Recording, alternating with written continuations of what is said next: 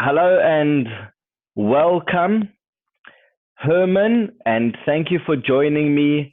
I actually have Armani exchange shoes.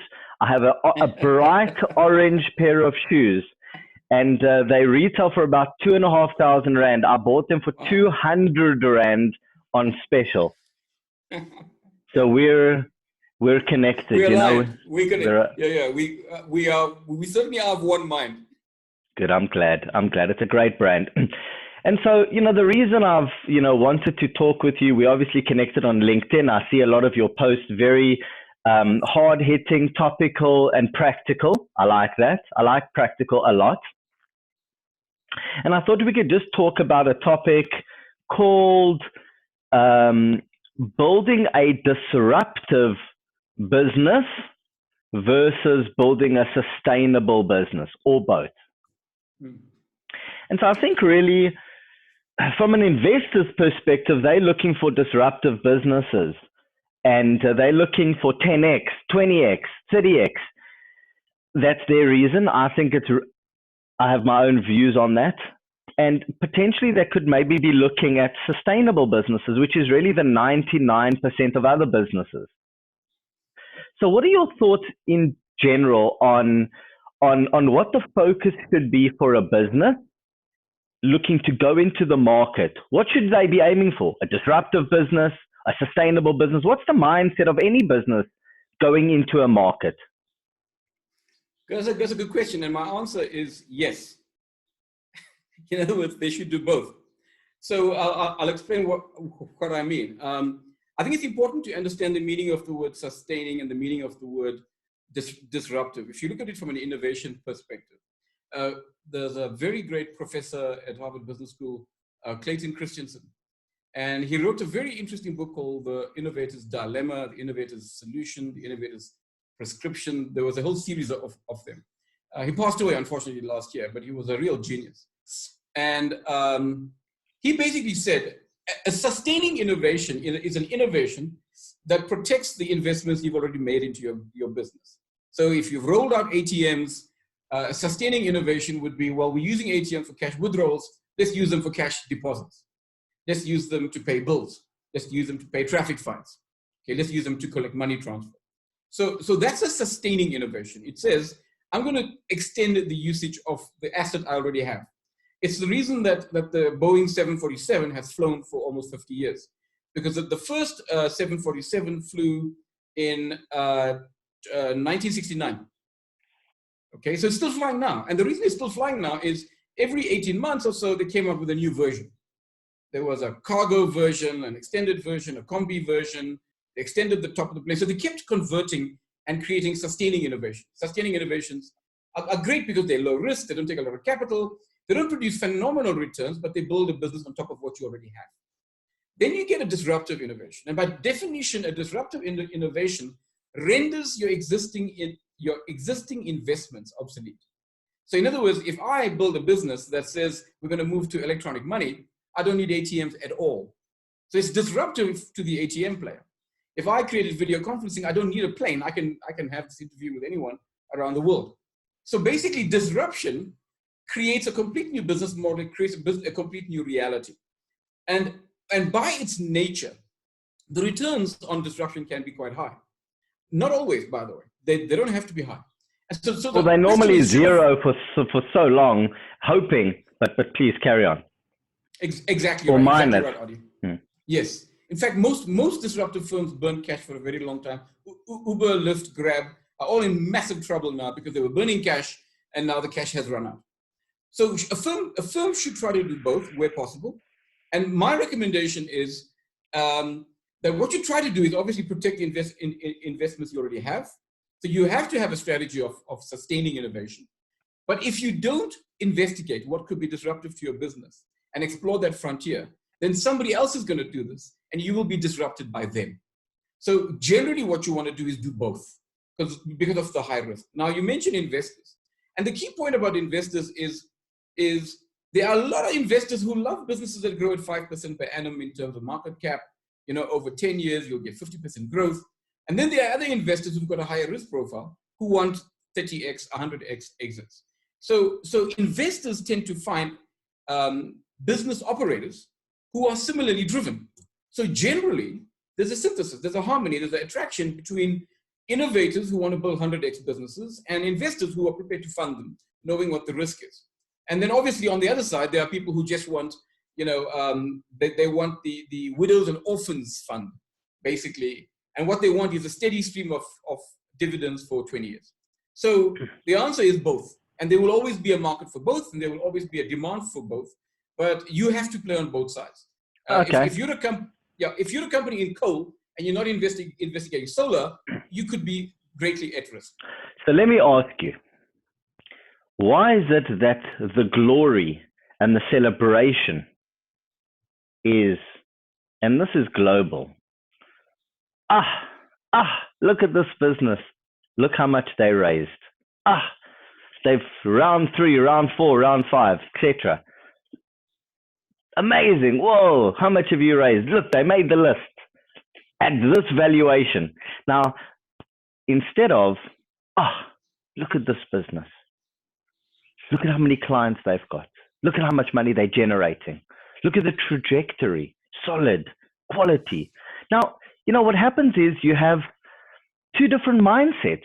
One is celebrating debt and hope with runway and all or nothing. They're either going to shoot the lights out or they're going to absolutely bomb out, like some of the e-commerce sites now in Africa. I mean, that's a perfect example, where they've gone from hero to unfortunately not doing so well. People lost money. That's unacceptable. Instead of, I never see celebration of, well, what is their revenue? What is their client quality and retention like? Why do you think we are not celebrating the dads in the room? Why is it that we want to celebrate the Ferrari drivers? It's a good question. I think the answer is people love new shiny silver things, right? So everyone goes after the bragging rights. That's part of it. And I guess the other point is there's so much money chasing safe shares. When Airbus and Boeing had 20, 30 years of standard growth, the share price just rocketed because everybody wanted the share. It was a risk that was well understood, it was a return that was well understood, it was a business model that was well understood, it was safe. The problem is that there are a lot of high net worth investors who are saying, well, what if I could make one big investment that would double my entire value? Well, you're not going to get that buying at the time, Walmart, Boeing, etc. You could get it maybe by starting up an Amazon or starting up an Uber. And so what tends to happen is people, normally it's in a sense, it's money that is called venture capital for a reason, right? Because you're venturing it and there's a high risk you could lose everything. And so when you do attract money, there's a sense that you're living on the Wild West. You're a cowboy, you're a space explorer, you're someone quite special. Why? Because we don't understand the terrain, we don't understand the landscape, we don't understand the technology, we don't understand the business model, we don't even understand the customer, we're not sure where we're going. People love that, right? And if you think about the people they love that, and people who left Boston, right, in the 1800s, 1700s, to go west. You'll remember, the number of songs about going west. And of course, I remember.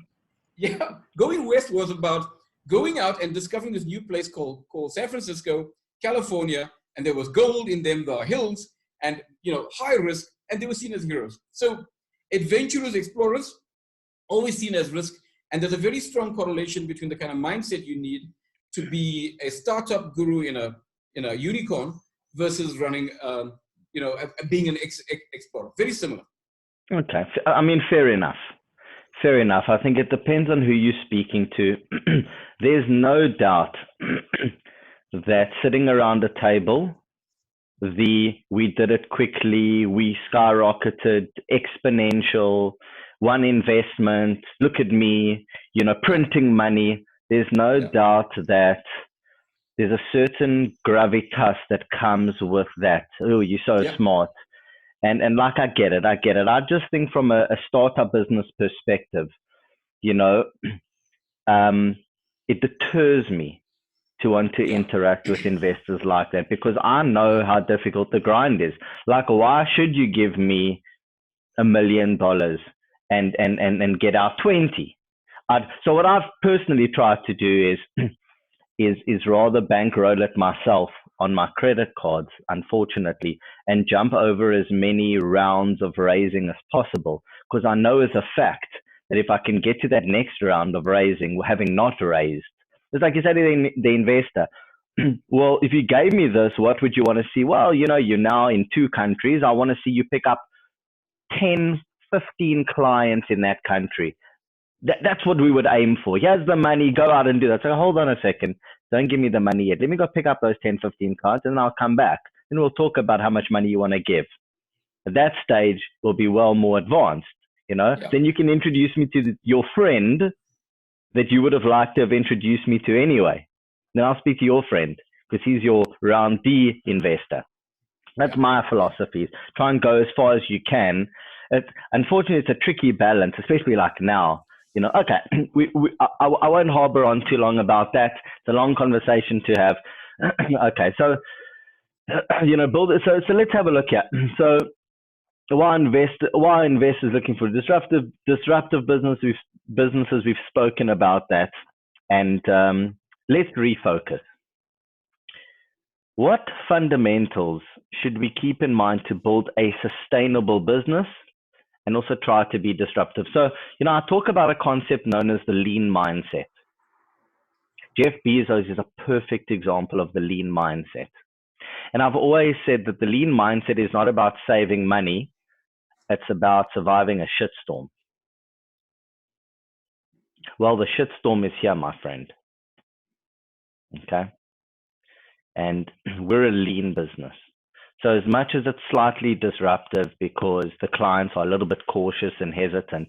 So are you finding that people are buying into operating as lean businesses, outsourcing, or do you still find that people are under pressure to have offices, signage, receptionists? What is your feeling with the companies and the people you're interacting with that are still building up? I'm not talking about the clients you're dealing with that are trying to stop disruption. They're big businesses already. They're already stuck. The truth is they should downscale anyway.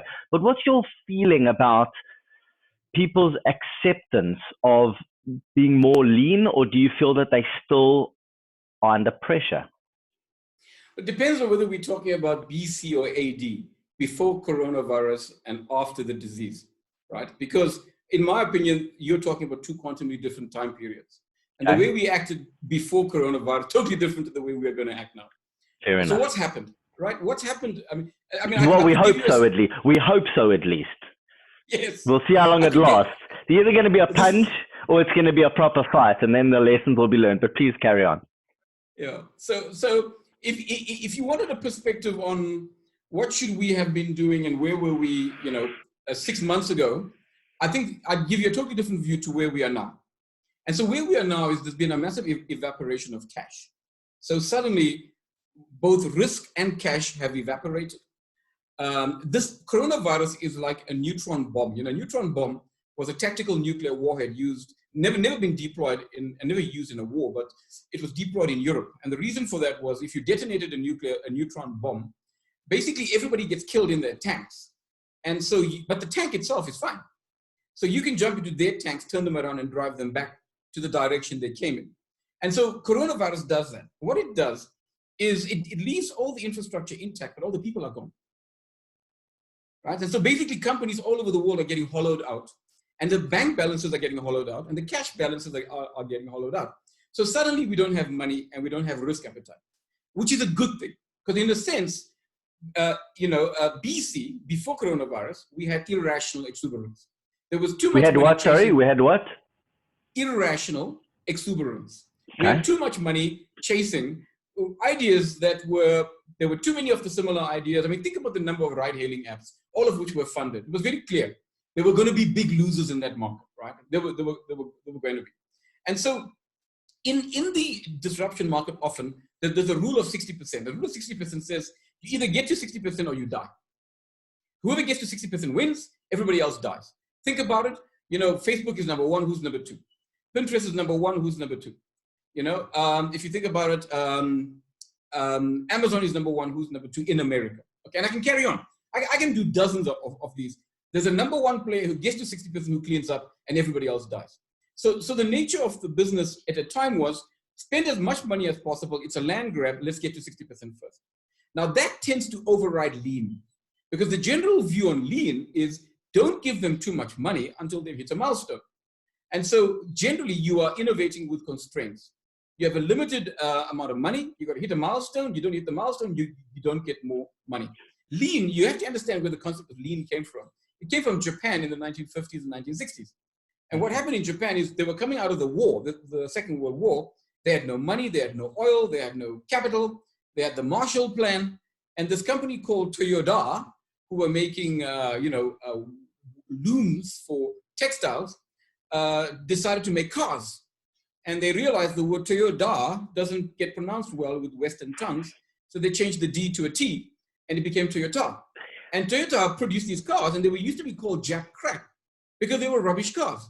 They fell apart, they had terrible maintenance. How things have changed. How things have changed. So what happened is the oil crunch hit in the 70s, and suddenly Americans started buying Toyotas.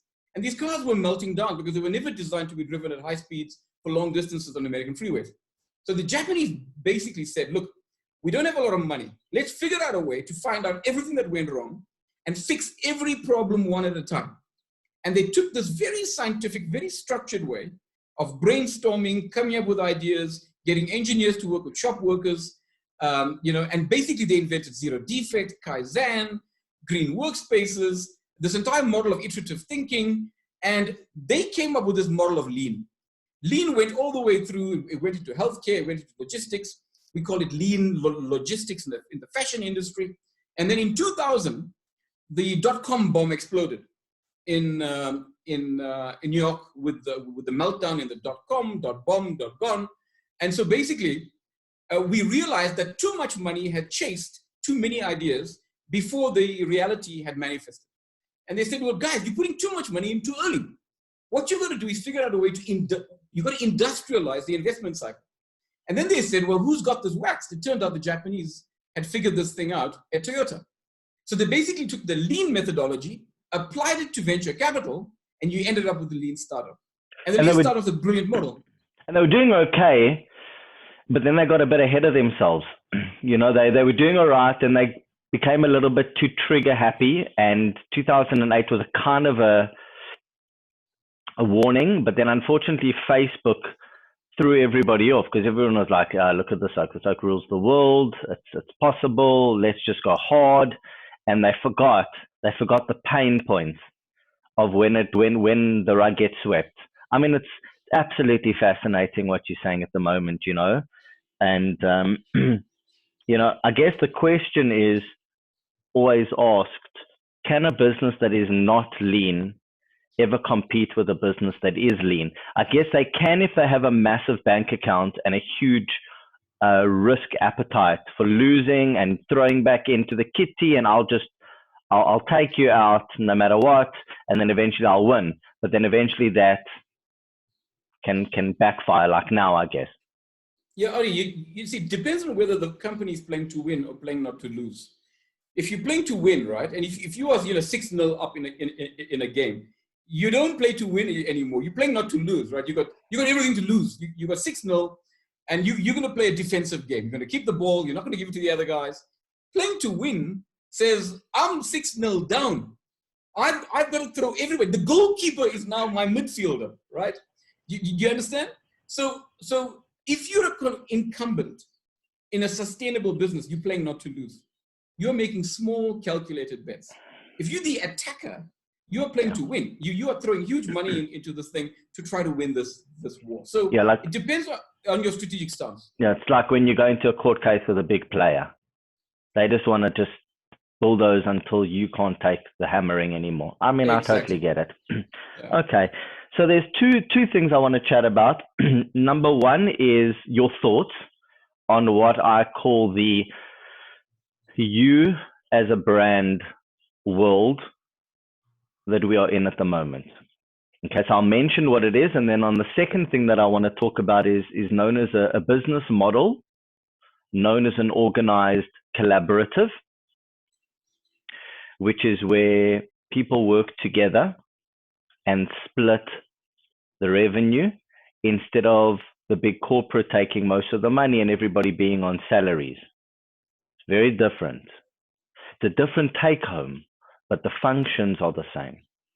Okay. So if we look at the you as a brand, my vision of where things are going, and I think it's obvious, but I mean, let's see how it plays itself out, is back in the day, oil company XYZ was looking for analysts.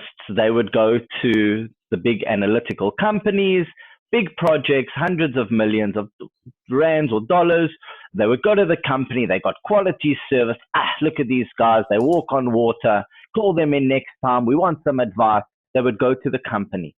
But I think as credibility has gone a little bit out the window recently, I think clients are starting to realize, the reality is we liked Jake. We like Jake. So we want Jake. Is Jake still? Jake's moved to so-and-so. We'll phone you back. Jake, we've got some work for you. Now, Jake's at another company. So what used to happen is clients would go to company A. Who was doing the work was inconsequential. Now clients are going to Jake. Where Jake works is inconsequential. This is Jake as a brand, you as a brand. So our vision of Virtual Actuary as an actuary consulting business is exactly that, is that it's not about building up the brand and who does the work, or we don't know, the teams aren't here anymore, but rather build up the actuaries, let them be the leaders of their portfolio of clients, and then we will bring juniors that will work underneath them and become their teams. So we push you as a brand, and that ties into networking. And I've spoken before. I don't want to go too much off on a tangent, but I've spoken before. If you're not operating as a you as a brand, the big macher, the big manager at the company, walking through these glass doors and the hallways. I've been here for 20 years. You know who I am. Well, who are you now? You did no networking. You did nothing. So now you're at home. They've let go your whole department. So now what? You're going to go look for a job in the newspaper. You've done no networking. You are nobody as a brand. So the you as a brand world ties also into networking and that kind of stuff. I think Elon Musk is a great example. Doesn't matter what he opens, you'll back him. Doesn't matter. He could open a toilet paper company. Doesn't matter. He's going to shoot the lights out. So what are your thoughts on the new world of you as a brand? Am I right? Am I wrong? What are your thoughts? No, I think you're right on the money there. Adi, I must say, I see this more and more now, that we've got to go back to the root meaning of the concept of brand. What is a brand? A brand, people often think of it as a logo. I mean, brand's not a logo. A brand is an emotional connection between you and a legal entity or a service provider. And often the question you got to ask is, with whom do you have this emotional connection? I love Apple. I love my Audi. I love my Thule. I've got a Thule bike rack. I've got a Thule roof rack. I've got a Thule box. I've got a Thule rucksack, right? I mean, I'm crazy over Thule. The same with Apple. So I've got an emotional connection with certain things. Why did I build that emotional connection with Thule? Because you know what? I carry 4 bikes on the back of my rack. It's probably a ton sitting on my tow bar. I'm driving 4,000 or 5,000 kilometers with this thing, my roof rack. This thing never fails. It's easy to use. It's reliable. It's trustworthy. Whenever I want it, it's there. Now, I've just summarized what a brand is. Okay, it's not about your marketing. It's not about your expenses. It's not about your icon. It's not about your building. And it's not about the men in suits. It's about the fact that when called upon to deliver, it works and it does what it promised. And so today, especially with the internet being the way that it is, the ability to become an influencer is very powerful. So you're going to have one person sitting at home who could swing an entire brand. I posted something the entire day about the fact that Standard Bank did something to give me back. My car's insured through Standard Bank. I posted the fact that, wow, they're giving me back 25% of my insurance premium because my car's parked during the lockdown. I said, wow, that's an amazing thing. Everybody should do this. Thank you, Standard Bank. That's really great that you did that. I had something like 50,000 views on LinkedIn. Then Old Mutual said, it's a lot, right? And then Old Mutual said, by the way, we're going to give away free, life cover to all frontline workers at no cost. And I said, now, Old Mutual, that's fantastic, 50,000 views. Now, Standard Bank and Old Mutual can go out and spend thousands of rands trying to get that number of views. They might not get it. But the point of the matter is people look at people they trust. And they say, well, if this guy thinks this company has value or not, we're going to trust this guy, not the company. And so the key point here is you're only as good as your last good deed, if you will. So I think today, the ability for a single person to move millions of people. You see it with Trump. I'm not a Trump supporter, but the man moves millions of people, right? And you've got to assume, but so did Hitler, right? Let's be clear here, right? So Hitler and Trump move millions of people. The point I'm making is the ability to move millions of people through what you say and do makes you an influencer. It gives you a brand. And that brand is very powerful. And it gives you power. And the way you use that power is actually becoming a very important thing. Now, you take that down to a one-man show who's running a professional business. There's three kinds of things people buy in the world. They buy products, they buy services, and they buy knowledge work. So when I buy products, I can go out and search for the thing I'm buying. I'm buying a house, I'm buying a car, I'm buying a rucksack. I want it to have these features, it must be this price, it must be this color, it must have this number of rooms, swimming pool, spare wheel, etc. I can go to Google, I can type this in, and I can search it, I can do a comparison before I buy the thing I'm buying. Or then the second category are things that are services where, it's a barber, it might be a movie, it's a restaurant, it's a holiday. These are normally experiences. I can only judge the quality of this thing while I am experiencing it. So when I'm in the holiday, I could sit back and go, Syria wasn't a good choice of a holiday. He said, it was not this time of year, at least. Not this time of year, right? So, so the point I'm making, when do you figure out Syria was a bad holiday destination while you're there getting bombs dropped on you, right? So these are called experiential attributes, and you can only judge the quality while you are consuming it. Products I can judge before I consume it. Then you get to knowledge work. When you get to knowledge work, tax work, actuarial science, legal work, strategy advisory work, etc. And a lot of digital work falls into that space. When do you judge the quality of what you bought? You definitely don't, you can't judge it before you buy it. You can't judge it while you're consuming it. And here's the really amazing thing. You don't even know after you've bought it and consumed it whether it was any good. You don't hear people walking along going, that was great advice. You go, when you're going to find out that was great advice? When you hire another firm. Yeah, or you could be ending up in jail for tax evasion, or your digital strategy implodes, or you get my point. Yeah. So really, a lot of work now is ending up in that third category. Okay, and that third category is heavily driven by trust around the individual. Very much so, definitely. And in a sense, I think I've answered both your questions, but I think the world is pivoting towards trust. I trust people who have demonstrated to me over time that they are the Thule of the world. So be the Thule of your industry. Be there, make sure it works, and it always never lets you down. In a split second, if you hear that the head designer of Thule has gone over to ABC, you're going to be like, exactly. Can't wait to see, like, they brought out a product. I've got to try it. I at least have to try it. Like, the feeling that I totally get it. Okay. And then that obviously ties into building the brand, that, networking and becoming the influencer, using platforms. This obviously is a long topic to discuss. It's all about the fourth industrial revolution, which, some people think it's about robotics and aeroplanes and, flying cars and hologram machine, like hardcore stuff. And in my opinion, it's the man on the street who becomes an influencer, the girl that has a nice set of hands that is able to use YouTube to be able to do the opening of the toys videos, and all of a sudden she is a corporation because she has tools available to her, whereas in the past, if you wanted to be a corporation, you had to get the bank loan, you had to have the warehouse, you had to have people working for you. So the fourth industrial revolution is you can be you as a brand. You've got everything at your disposal. You just have to somehow navigate your way into using those tools. That's the fourth industrial revolution. You want to open up a car company that competes with Audi or Mercedes-Benz or BMW. Well, what's the problem?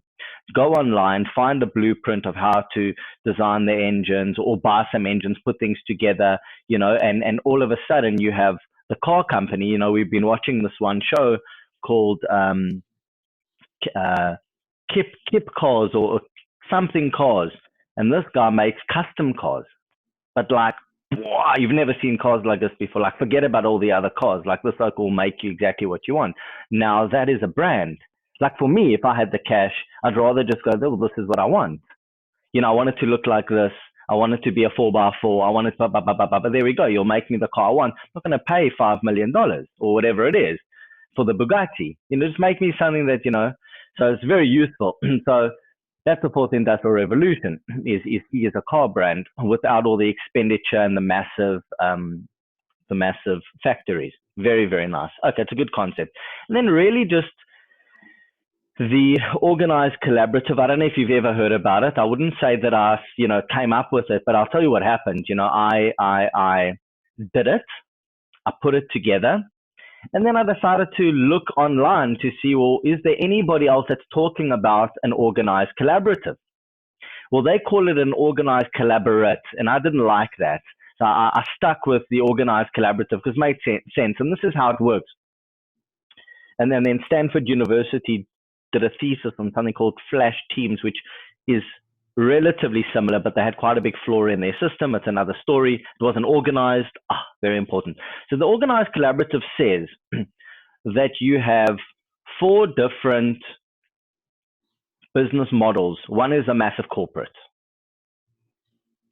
Different departments, everyone's on salaries, big kitty, R&B, backed discovery. They became a big corporate.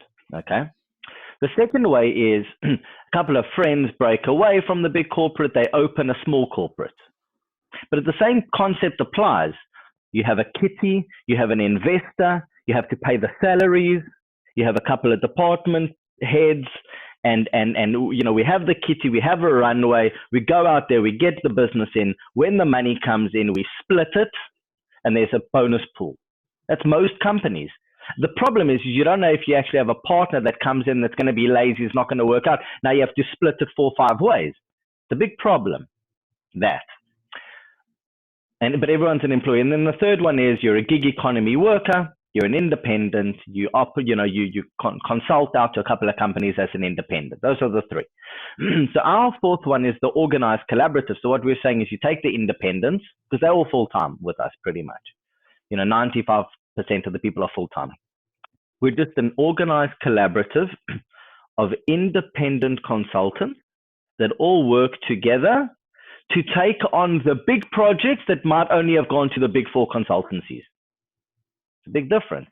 Whereas they wouldn't have gotten that work because they're too small, they can't scale up, they can't change direction, they're just one person. Why would you give a massive project to one person, independent? But an organized collaborative working in an organized fashion under one brand. They're not just, what happens if so-and-so disappears? Well, the collaborative will kick in. Just like any other big consultancy, the manager will bring in another manager, will take it on. So we have formed an organized collaborative of actuaries. We operate under the Virtual Actuary brand. We take on massive projects. Sometimes 6, 7 people working on one project, and it's ongoing work. We just work as an organized collaborative. The main difference is no one's on salaries. When the client pays at the end of the month, those that did the work, because they only get paid so they commission earning contractors.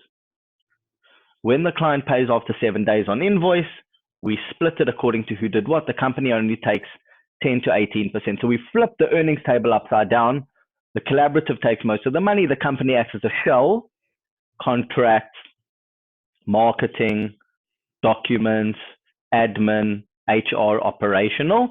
And it's about building the collaborative of you as a brand contractors to build them up. So that's an organized collaborative. What are your thoughts on this? Is the future? It's kind of like Uber. You want to hire a team of 12 drivers for you and your colleagues that are going on a business trip for 2 weeks. So they take care of all the travel. 12 Uber drivers all working together in a very organized, meticulous way. That's different. That's an organized Uber. So that's what we operate, an organized collaborative. In my opinion, my opinion, it's going to, once it catches on, it's going to decimate the corporate world as we know it. Why should you work at a corporate? I don't want to ramble on too long when you can be in a collaborative and you take home most of the money. So that's an organized collaborative versus building your way up the corporate ladder as a corporate manager with the company and the shareholders taking most of the money. So that's how the concept works. And, we just did a second year revenue, 32 million rand. Year two. Year one was 11.5. So it's working. It's working. Simple. It's working. What are your thoughts? Not to bombard you. I did a lot of talking there. That's excellent. I mean, look, I think you're describing, I guess, the nature of the modern corporation, right? And in the modern corporation, the person that adds the value should get the value. If you think about this, I've worked for corporates for a long time. I've always had my own companies, but I worked for corporates for decades. And the corporate pays you a salary irrespective of whether you've built multi-billion rand businesses or not. I've built multiple multi-billion rand businesses for corporates. I did not get a share of that. The corporates did.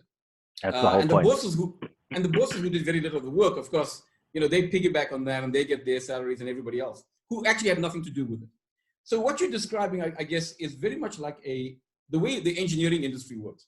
In the engineering industry, when you contract for example, 20 years ago, I was a project director. I was a managing director at Siemens, and I was the project director on Saldanha Steel. And so we built this massive multi-billion rand steel plant in Saldanha. It was too big for us. So we formed a venture with 5 or 6 companies. We got together and we said, we'll bid together. We'll win this together. You formed a consortium. And then, guys, each of you must carry your piece of the work. And we invoice the consortium. The consortium invoices the customer. And we share whatever profit we make over and above. When was this? When was this? Oh, this was 20, 30 years ago. And you're ahead of your time, Herman. But the engineering industry has always worked like this. I can't say I came up with this. The consortium idea has been around for a long time, right? If you look at the way that freeways get built in South Africa, it's normally a consortium. So the concept of a consortium has worked for a long time in the engineering industry. But the model, so I love this model because what's great about it is you form a consortium or a joint venture for a specific opportunity. You attack this opportunity and then you dismantle it afterwards. Whereas in your case, you guys should in theory be in business 30, 40, 50 years. So it's quite different. You've built a persistent consortium, I guess, which is not what any other company that I'm aware of does. Beautiful. And then obviously with the lean mindset philosophy, with the, back in the, so how are you going to pick up business? How are you going to know who the clients are? Well, there was a time where the partners at the consultancies were the big machers. They were the ones getting flown to symposiums, handing out business cards, la-di-da, very nice with the ties that we spoke about earlier. She would then come back, from the symposium and, how was it, Jill? Oh, very nice, very la-di-da. She'd sit at a table. She'd take the business cards she collected. That's what made her the partner in her Rolodex. The brown Rolodex, very, very nice. The exclusivity on who the clients were. Now, LinkedIn, Google, etc. Me, as an up-and-coming partner of my own pipeline, I go Banks Denmark, Google. I go to LinkedIn, Chief Risk Officer of that bank name, person's name comes up. I go to Google, get the number of the switchboard. I phone Henrietta, hello, we have a banking model we'd like to talk with you about. Can we set up a Zoom? With pleasure. I'd love to chat about it. So the exclusivity on who the clients are is now gone. So that's the beauty of everything coming together. This is really, I guess the main topic here today is actually the 4th Industrial Revolution, is using the tools, being innovative, and how does one market a brand?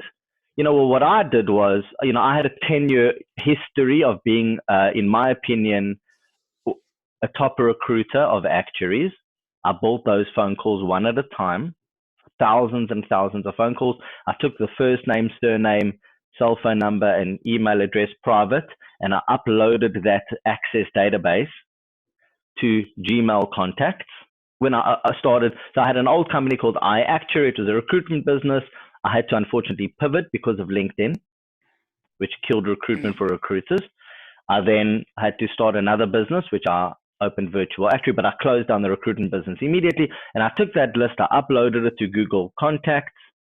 I synced my Android phone with my Gmail contacts. I then synced my new Instagram account with my contacts. And I found all the actuaries in a split second. So this is really about, I think the final thought of today is this.